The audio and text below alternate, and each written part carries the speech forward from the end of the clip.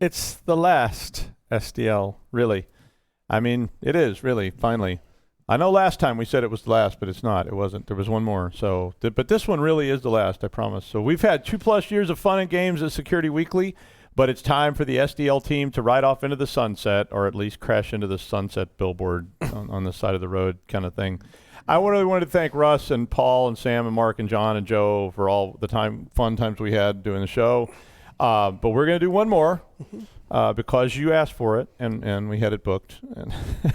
But anyway, we're going to cover the interview.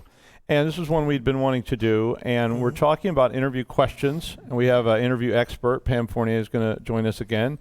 We have an interview E. Okay, an E. That's Evan Prishaborowski. Almost. I got close on the name.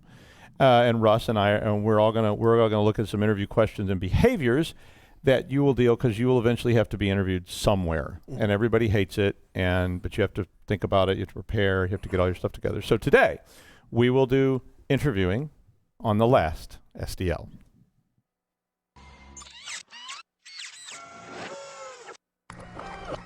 This is a Security Weekly production.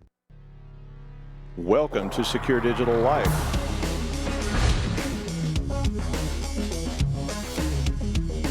.1, 99.2, 99.3, he's making the gangland symbol for 100, which is also a really nasty word in American Sign Language. Animal plasma. Oh. Yummy. Boy, I bet that's a fun place to work. He'll be on head cleaning duty or something like that. Headcleaningduty.com. You have to wipe the drool off his frozen head once a day or something like that. Or chip it. I don't know. I heard you were watching some inappropriate content last night. Yeah. Meet you out in the quad at noon. That's right. So. Anyway.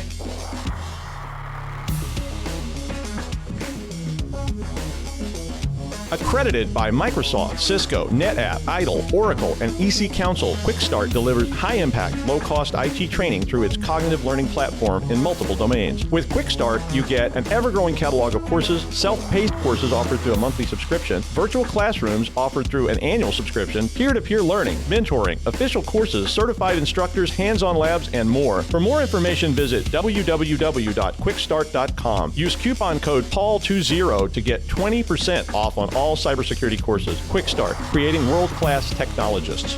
Considering a career in IT but not sure where to start? Start for free with IT Pro TV. Access more than 65 hours of IT training for free, no credit card required, with a free membership. When you're ready for more, explore the full IT Pro TV library, including training for CompTIA, Cisco, Microsoft, Apple, and more. Learn IT, pass your certs, and get a great job. Start your free IT Pro TV membership today. Visit www.securedigitallife.com/IT Pro TV. Some of you told us that you are overwhelmed by the amount of content that we distribute. In an attempt to make it a little easier for you to find what you're interested in, we've created our new listener interest list. Sign up for the list and select your interests by visiting securityweekly.com/subscribe and clicking the button to join the list. You can also now submit your suggestions for guests in our recently released guest suggestion form. Go to securityweekly.com/guests and enter your suggestions. Yay! That's that. Yeah, that's that. Today, welcome Pam Fournier from Roger Williams University, Evan Prishaborowski from wherever that's from. Yeah. I can't tell them where you're in a secret location. And Russ, who is with us here in the studio, we're doing interviews today, so this is cool. Hi, everybody. Hi. Hello. It's okay to talk. It's okay. All right. So one of the things that I think comes up a lot with people asking me is about how do you interview? I've got to go to an interview. What should I expect? And all these kind of things. A lot of students, at least students have done internships, have probably had interviews before, and it's a good way to practice when you're doing your interview for your internships, because you can't blow that too badly. But as you get into your career, especially in the cybersecurity IT realm, people tend to change jobs a lot.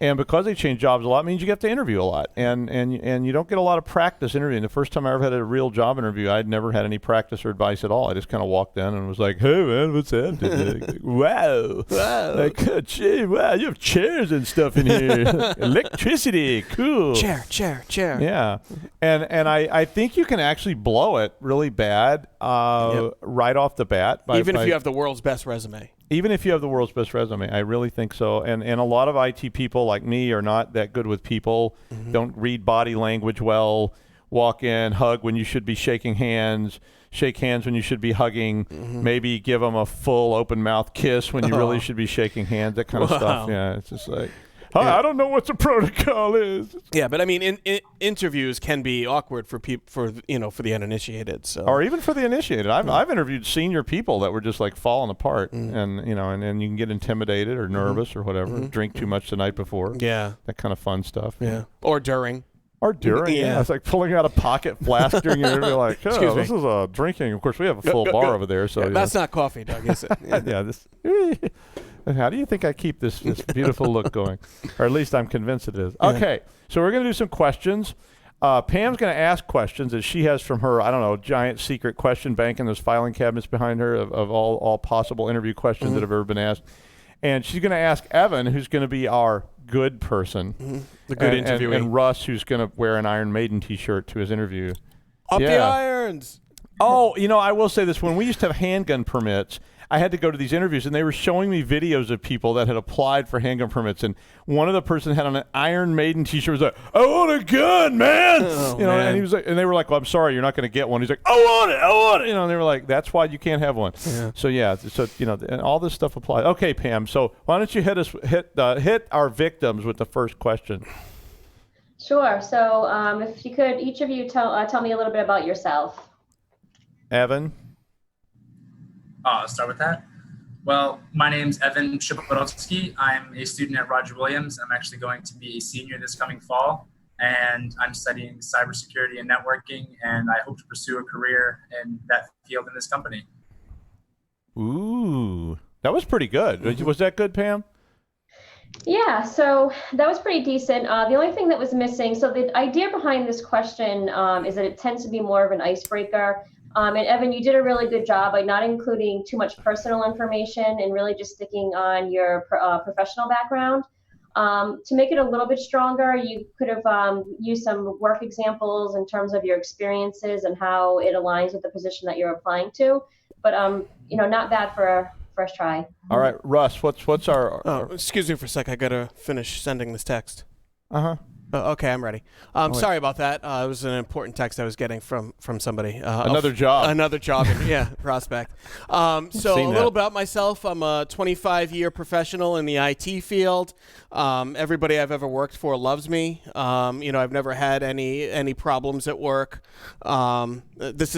This is just acting, by the way. So I never had any problems at work. I enjoy challenges. I like to make my own hours typically. I don't really have a family, but I'm thinking of maybe starting one someday. So I feel like this job is a good fit. By the way, how much is the starting salary for this? Okay, Pam. How bad? It was pretty bad. Yeah. Pretty bad. Yeah. So I think in comparison for both, you definitely want to avoid a general rule is providing any personal information, and also you never want to ask during an interview the salary. That will come later on once you get or if you get the job offer, then that's time to negotiate salary. But beforehand, you want to avoid asking questions like that. My tip for answering this question effectively is to use the present, past, and future format. So what you want to do is make sure that you're talking about your current position, your past experiences, and how they specifically align to the position that you're currely applying to. Ooh, excellent feedback. That's actually good advice. I like this. So remember that present, past, and future format, right? Is it the order matter, or should you do it in PPP? Present, past, future. And that PPF, excuse me. But should you do it in a particular order? Should you do like present, past, Usually future? When you use the present, past, and future format, that makes it flow a little more nicely. The structure's written My worst story on this one was we were interviewing a person who walked in and handed us a list of demands. It even said that at the top of the page. It said list of demands. It said and he said, if you can't check all these boxes, please just don't waste my time. And the dean I was with took it and went, okay, and he wadded up and threw it away and said, thanks for coming in. And the guy was like, oh, so you don't want to talk? You don't want to talk anymore? Yeah. And he was like, no. And one thing, going off of exactly what Doug said, leave your ego at the door. Yeah. And, this is a prime example, and sort of the attitude that I adopted in that question, the character or persona I was playing, was sort of egotistical. And I'm only, 42 years old. Maybe I have an ego, maybe I don't. But if you're a 20-something-year-old person and you have no experience and you're going out for your first interview, check the ego at the door, because it doesn't work, But I'm going to interject something there. Good. Not being egotistical at all or narcissistic in any way. But be yourself. Yeah. I want to say that because I will tell you that if you are whatever you are, and that company hires you because you're pretending to be something else, mm-hmm. And I know this person who took a job in an extremely religious place. He was an atheist, but he faked it.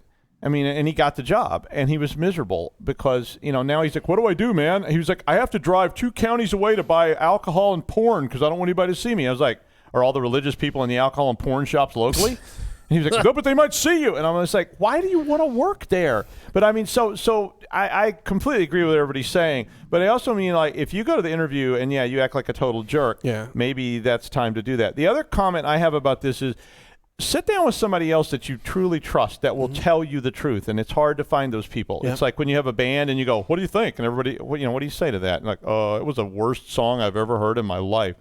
But you need somebody who can tell you, you're being kind of a D-bag, dude, like the whole thing there with the whole attitude, Yeah, eventually the shine's going to come off the apple, and people are going to actually see your real personality and persona at work. So if that's not a fit for their culture, which is something we may hear over the course of the next 20, 30 minutes of the show, you don't want to pretend, because you're just going to hate yourself, you're going to hate your job, and they're going to hate you. And they're going to hate you. So, I mean, whatever, and it can go in all directions. Yeah. I mean, like, we were hiring people for the programming shop, and you guys like, hey, bro, what's it happen? Man, I'm cool. Like, come on, bro, bump it. And I was like, I don't like that, actually. Could you maybe not do that? And he's like, all right, I'm going to call you Nugget, and I hate nicknames. And then I was like, I don't want to be called that. Thank you. You can call me Dr. White if you'd like, and the guy's just like, oh, come on, man, loosen up. Don't be uptight. And I'm like, okay, thanks for coming in. So, okay, I'm sorry. I'll hijack the whole thing, not being narcissistic and egotistical. Okay, Pam, what's the next question we got? Sure. So can you tell me why you're interested in the position or the company? Ooh. Evan? Well, I would say that I'm interested in this position because it definitely revolves around the current things that I'm studying and my interests, which include various software security measures as well. And I looked up the company, I done some research, and I really feel as though it's fit for me. All right, Pam, what's a critique of Evan? Sure. So I like the direction that you were going with that when you said that you researched the company beforehand. But you always give something you say, go a little further with that and give us an example of something unique about them. So, highlight how the position aligns maybe with your career goals, and just ensure that you have a good general understanding of what the company does. Not that you have to be an expert, but get an idea of what services they provide and what their mission is. Cool. I mean, I will point out one thing you can do if you're a student is find out, I'm sure your university or even your high school probably has someone like Pam who actually knows something about this that you can go, and she probably will critique you, as opposed to your friend who goes, no, man, it was awesome. Yeah, it was cool. I like the Iron Maiden shirt, man. It really brings out your personality. Okay, Russ, what's your answer to the question? Okay, so back to Russ persona number 5. Okay, ready. I'm sorry, I didn't quite get that. Can you please repeat the question? Okay. Sure. So tell me why you're interested in position or company. Well, I didn't actually have a lot of time to research the company. I have a lot of offers going on right now. I just kind of wanted to use the time with you today to kind of hear you tell me a little bit about the company and to really just get a sense of what the company's like and what the workplace is like. Yeah, so Evan's response a lot better. So you never want to go in an interview unprepared. Research is huge. In addition to like small logistical things like making sure your body language, make sure you always shake your hand and make eye contact. Yeah. But also equally important is to do your research ahead of time. As I mentioned before, not that you have to be an expert in what they do, but you have to have a general understanding of what services they offer, what is their mission, and then again, how that aligns with your career goals. I'm going to tell you something about that. I hate handshaking too. I wish we could get away from it, but I know you have to do it. But I do it. I mean, I hate it, but and I don't like. I'm like, no, can I wear gloves? But the other one is the eye contact thing. I agree with you 100%. The eye contact is very important, but you have to practice it. I've had the deer in front of a Peterbilt kind of thing before too, where the person's like, I even asked a person once. I was like, so. Is there something on my clothes? And he was like, what? And I was like, is there something like on my face or something? And he was like, what do you mean? And because he's going like this. And I was like, he was like, I was told by the interview counselor I should make eye contact. And I was like, it's okay. Okay, I got it. You did it. You did the eye contact thing. But you might want to practice that a little bit with a friend and see if you get all starey and freaky or what is it? Yeah, I think the unprepared thing has been the worst thing I've seen. It's just insulting to the interviewer, especially today. Even in the old days, they expected you to come get some literature or something. Today, you have no excuse at all for not Googling the company, looking it up. One question I've seen a lot in interviews where I was like either observing, assisting, or advising was corporate officers asking people, so if you could work at any of our locations, which would it be? And they were actually trying to see, did the person actually look at the company? And the person's like, this one? And they're like, yeah, but now we understand you're interviewing for a job here, but if you could work at any of our exciting locations, which would you choose? And then the person has no idea and just stuff like that. So you can't overdo it, though. I think I overdid it once. I'd read the guy's whole resume, and I knew all this stuff about him. And I was like, wow, your GPA was not so great in college and your but you did improve from high school. and man, that C you got in Mrs. Carter's class in this 5th grade, God, I've heard about her. All right. Okay, Pam, next question. Sure. So tell me, what is your greatest strength? Okay. Evan? Well, some of my greatest strengths I would include definitely working in team aspects. Communication would be something I heavily focus on, especially when working on the job, making sure everything does get done in a timely manner, and that can be primarily done through communication. Pam? My turn? Well, let's see what Pam has to say about Evan sorry, first. that's right. I'm going to let her critique Evan. Russ, if you want to go, and then I'll comment on. Okay, well, go ahead, Russ. Okay. That might be a better fun way. Interrupt us all while we're Sorry, interviewing. I didn't mean to do that. No, I'm not apologizing because that's one of my greatest strengths. I have so many of them. I don't even know, where to start. I have a lot of book smarts. I graduated in the top 2% of my class. I've got a bachelor's of science degree in 2 different fields, one in IT and one in writing studies. I've interned at 2 of the top corporations on the planet, Microsoft and Apple, and I just can't see why you wouldn't want to hire me because those are really strong qualities. All right, Pam. Okay, so Evan's response, much better. I liked that you were trying to, as Russ mentioned before, try to keep your ego checked at the door, although you want to show confidence for sure when you're interviewing. Evan had a much better response. You brought up a specific skill that you felt would align with the position. The only thing that was missing from that is giving us a specific example of how you've actually done that in a past job and how you'll be able to apply that for the future position that you're interviewing for.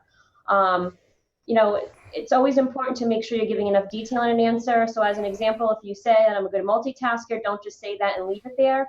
To back up your statement, similar to writing a paper, be sure to talk about a time that you performed the skill well in the job in the past. And I'll introduce something that's almost very specific to the field, but one thing I've been suggesting to people is portfolios of things that you've done. And Pam may have a comment and say, oh my God, it's the worst thing you could possibly tell people. But I was suggesting people that are saying my strength is my ability to code or my strength is my ability to do whatever.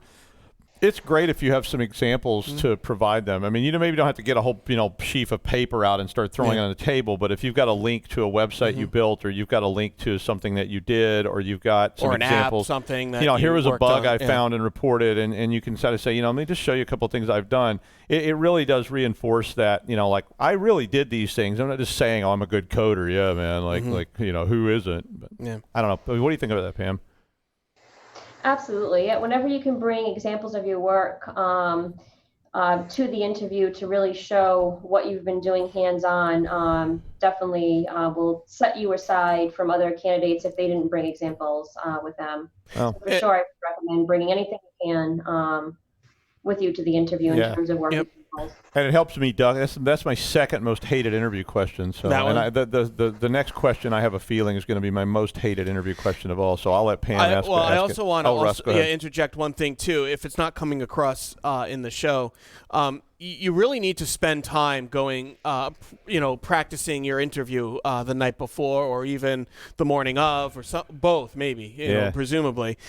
So I'm trying to come across as ill-prepared and that I'm just shooting from the hip, and that's not really something that you should be doing. You should, just like practicing a speech the night before, you should work with somebody who's close to you. Doug mentioned somebody who you trust, and go over some potential interview questions, even ones we're talking about here, or ones that Pam mentioned, ones that you Google, and just try to have an answer ready and practice responding so that you are prepared. Right. Okay, Pam. Now probably my most hated question, I bet.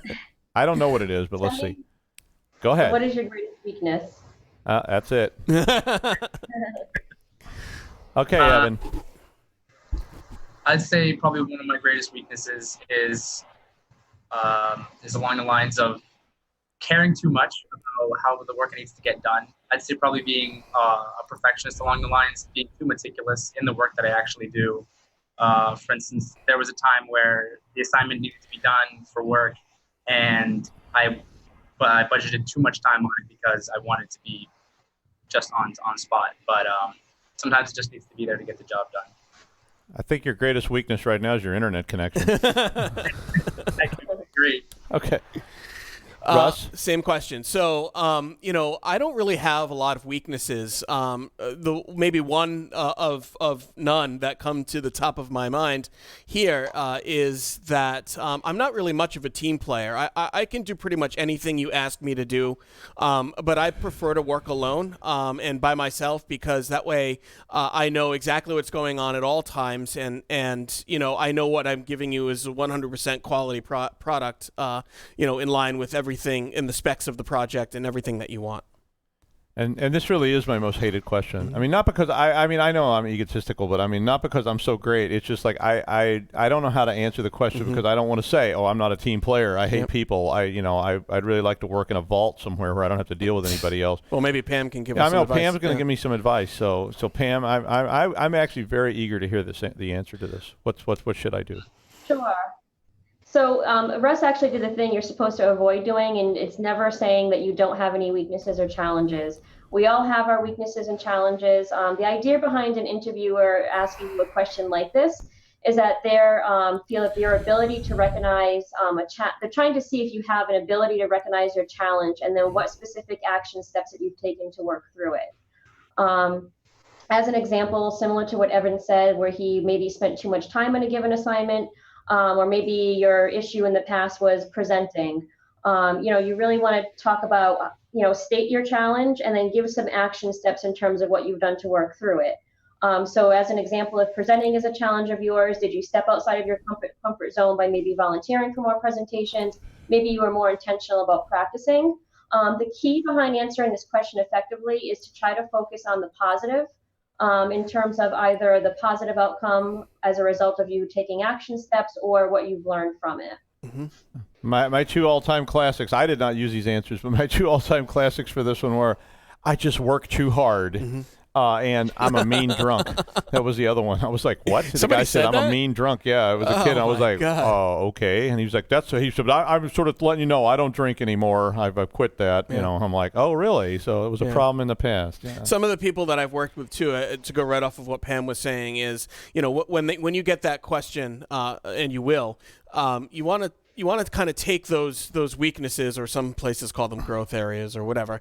You want to take those weaknesses and kind of turn them into a strength. So using the example that Evan talked about is, allocating too much time for a project or spending too much time on a project, that may be seen as a weakness in one area or aspect, but it also means that you're willing to commit extra time to solve an issue or a problem that may arise. So, I think that turning that into a strength is good, and that's Evan did that well. But they love to ask this question. They love to ask the strength question. I don't like these questions myself. I think people have prepped answers, and I think that I at least for me, I've interviewed lots of people, I just really don't get much out of those questions myself, and I don't personally ask those questions typically. But also, the first interview that you're going on may not always be somebody, a subject matter expert in the field. No, not at all. You may be interviewing with some HR person. Oh, these are that has definitely nothing answers. To do you definitely with, need to prep these answers. You have to get by them first. You definitely need to prep those two questions, because they're definitely going to ask those questions at all levels. I've seen them ask everything from CEOs down to entry-level people.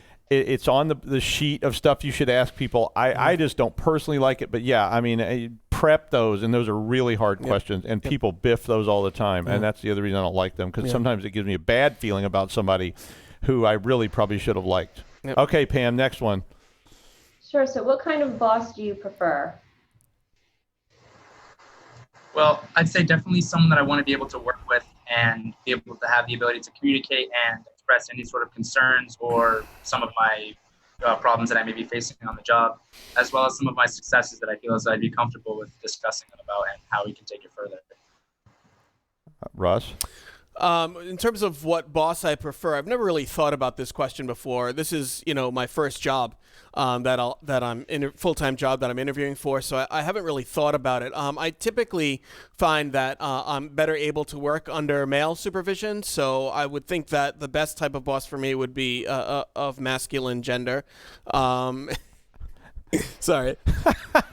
It's like Stephen Colbert coming out of character. So definitely a male, and somebody who I can learn from, but doesn't treat me like I'm a child. All right. I thought you were going to say a hot male, but hey, I was in an interview once where the guy said that to the woman that I was with, and it was the perfect answer. She was like, "Oh, I like him." Oh, gosh. She was so bad. She got fired later for harassment, but right. it was like, and I was like, "You don't want to work for her, but we all have to work for her." Okay, Pam, critique. Sure. So you definitely want to avoid bringing up gender preference. So the idea behind this question is that they're trying to demonstrate how well you'll fit into the company's management framework.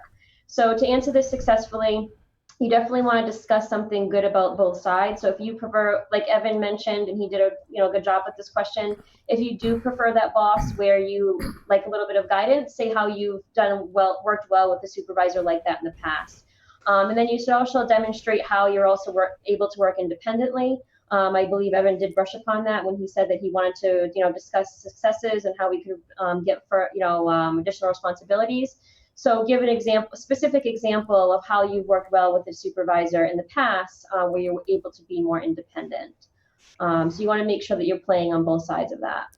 And I'll give you one that one thing, if you can find information out about the people that you will be working with, it's really nice to look at. This is a culture thing too. It's really nice to look at that, and if you see that every person on there has got like the letters of their frats and all this stuff, and that's not your thing, you might not even want to go to the. I know you try to take every interview you can, and I always tell people take every interview just to practice, but. The culture is important, and if you see everybody there, like I worked at a place once where every single person in upper management had gone to Harvard, and they did not respect anybody who hadn't, and it was definitely an upwards mobility issue if you had not attended Harvard. Yeah. And then they hired some people from another institution. And they really gave them a hard time. So, yeah, and again, to go off what Doug's saying, workplace culture, we talked a little bit about it before. I think it's critical to understand the culture of the workplace. In some cases, it may be perfectly acceptable to wear an Iron Maiden T-shirt to go to work, right? But I would still disagree. I don't think we should do it at the interview. But that might be okay. I would definitely do, and Doug has mentioned this before, do a Google search of the type of culture that the workplace has. And if you're not going to get along with that type of lifestyle or culture, because it really is someplace you're going to be spending 8, 10, 12 hours a day, to however long you commit to it, you're going to have a hard time working there. We've had students go on interviews before where startup companies, which seem to be the most liberal, they have like full bars in the workplace that you can just put your programming down, go grab a drink. They have kegs and draft systems, but more than that, there's also the other side, which is the really conservative side, where suit and tie every day. If your socks don't match, you're fired.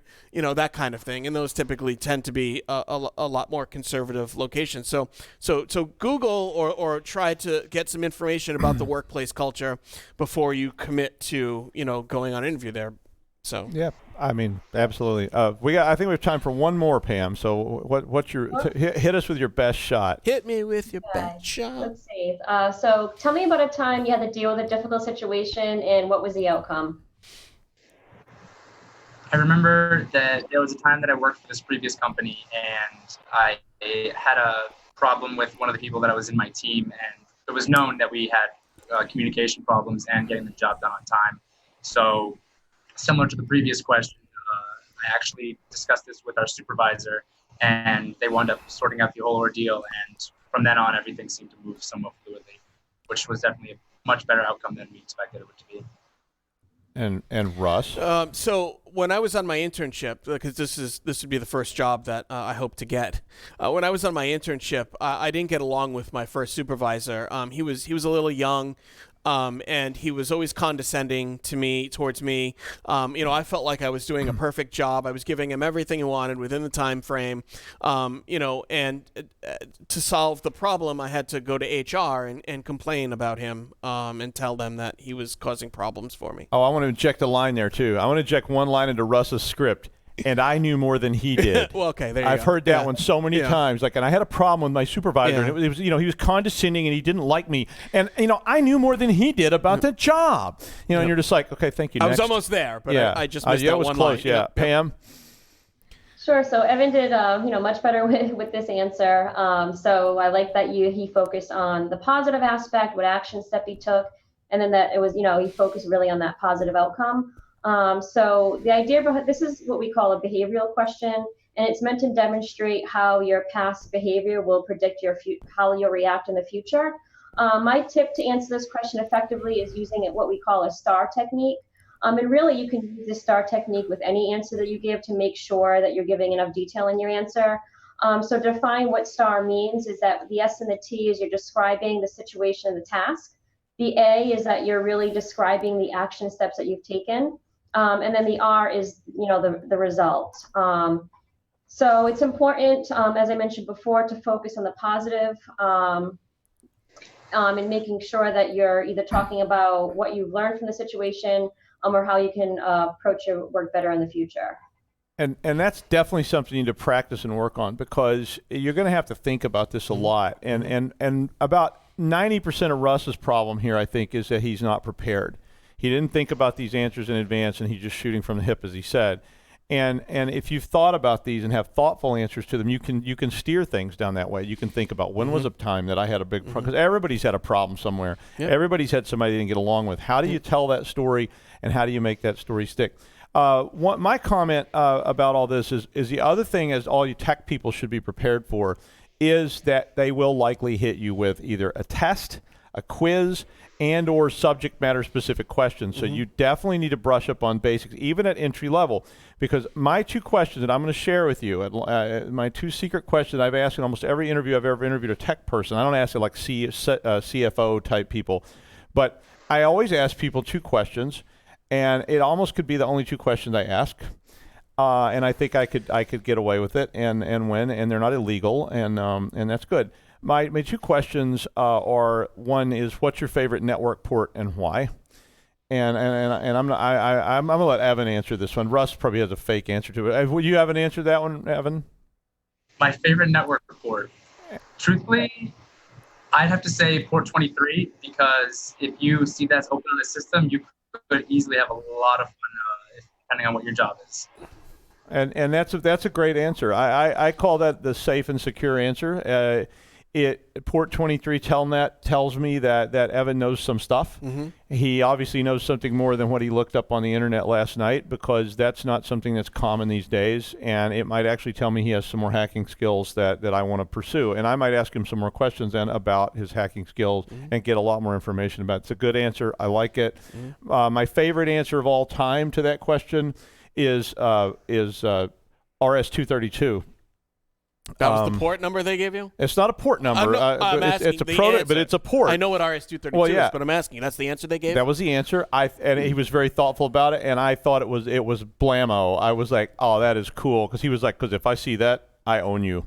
And I was like, ooh, because it got a serial port connector, and I thought it was a great, thoughtful answer. Showed the guy had a lot of tech hardware knowledge and old school stuff. He was an older person. He was just, it wasn't a real interview. We were just fooling around. My other question is, and I'm just going to ask Evan again, what is your favorite, if today you got to go home and you got to spend some time coding, what language would you choose?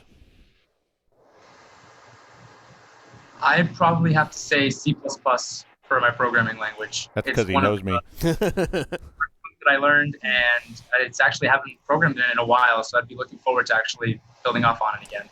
And again, that's a great answer. I mean, he knows me, so he knows I'll like that answer anyway. But I mean, that, you know, don't answer C++ because you think I said that. And it tells me a lot about the person, though. I mean, he's got deeper skills. When people come in, they go, oh, HTML. Yeah, we had that. You know, that's like a terrible answer to that question, because I'm like, oh, that's not really a language. That's sort of a markup tool. Yeah. But yeah, okay, whatever. Thanks. I mean, I can just tell a lot about people from their answers to those two questions. And I know that sounds very arrogant, but hey, I'm very arrogant. You know, what am I going to do? Pam's probably figured that out by now and going, I would never hire this guy in a million years, but that's why they have tenure. But so Pam, any other comments you want to give us to close it out? Sure. So I would say just some logistical things to be aware of before you go on an interview is that, again, you want to be aware of your body language, make that eye contact, practice in front of a friend. Also be aware, as Russ mentioned before, of the culture. Even if you know that it's a laid back dress culture, you still want to put your best foot forward and always be professionally dressed. Just do your research ahead of time, get a general sense of what the company does, what services they offer. And also know where you're going. Be aware of, you know, how long it's going to take you to get there ahead of time. You want to make sure you arrive at least 10 minutes early. And then also what the parking situation is like. Are you going to have to stop to get a certain pass, which might add some additional time? Yeah. Would be some of my logistical feedback in terms of getting prepped for the interview. Yeah, we had that with an intern at the secret location, and the intern. It wasn't not Evan, but it was another intern we had at the secret location, and he parked like a mile away when he got to the front door. It didn't matter because he wasn't being interviewed really, but he was like sweating and all. It was really funny. And I had a tip about sweating. I do not have sweaty hands. I really don't. But find out if you do, because you will unfortunately have to shake somebody's hand. And when when I want to wipe my hands down after you shake my hand, I mean, you can't help it. It's just part of it. There's two tips that people tell you that you can do with your hands. So politician tricks. Politician trick number one was to put deodorant on your hands. That keeps your hands from sweating. And the other one, which is a little easier and maybe not as creepy, but you might want to check these out beforehand, like don't be doing it in the parking lot and then you walk in, there's like gunk dripping off your hand. Put a paper towel in your pocket.